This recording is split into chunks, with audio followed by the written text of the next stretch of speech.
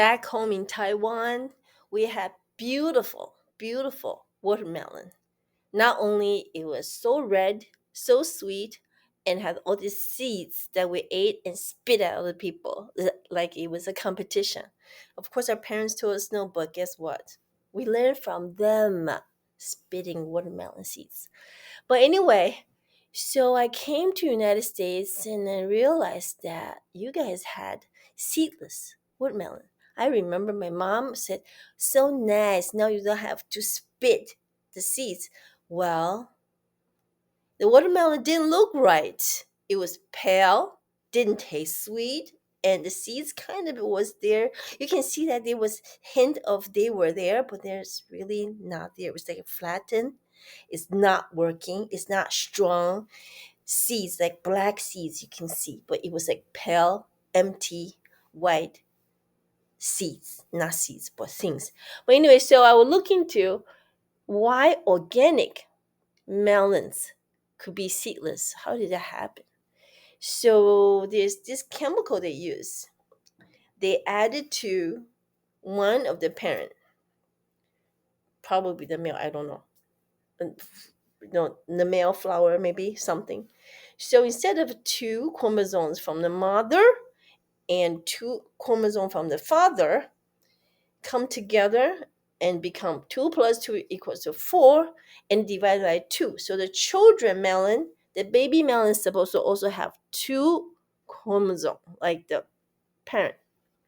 But because of modification by these chemicals, so now it's 2 plus, let's say 2 plus 1 become 3. No. How did they do this?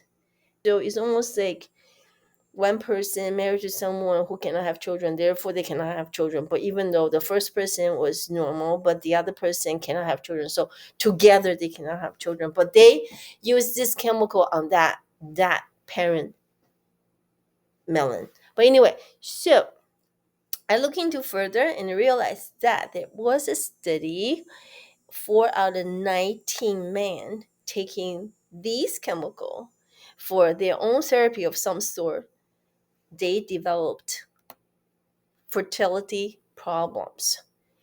Wow.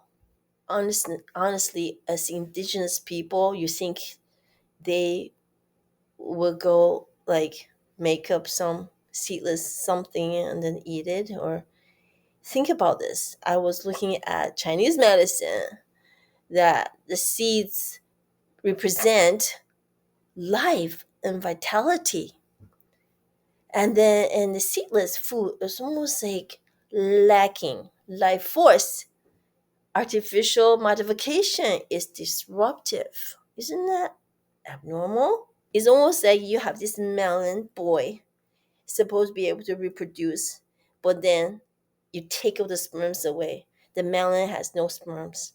So the melon is neutered. So one day I saw a young couple they were there picking on melons and stuff. I shared this study with them.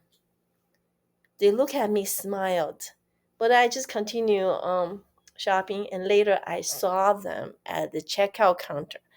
They bought a melon. Even I knew they were trying to make baby. I was thinking because they were a young couple, and I told them about seedless man study. Well, but I felt, you know what? I was acting like stupid or something. It's almost like somebody have a big sign saying that if you don't accept Jesus, you're gonna go to hell, kind of walking on the street telling people about the good news. But I was in Costco telling people about seedless melon. Isn't that stupid? Do you think it's stupid? Share with me what you think.